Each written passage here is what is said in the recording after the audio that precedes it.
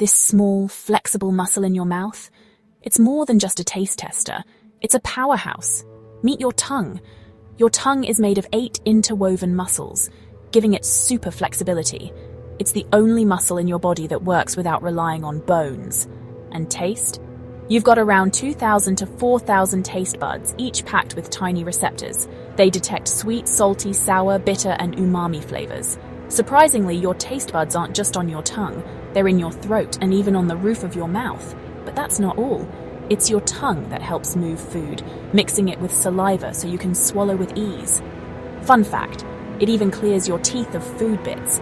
Your tongue is also a speech hero, shaping words and sounds. Without it, most of your favorite phrases wouldn't exist. Oh, and did you know? Your tongue is also a sensory tool. It can feel textures, like the crunch of chips or the smoothness of chocolate. So hats off to your tongue, a multitasking marvel that's always hard at work.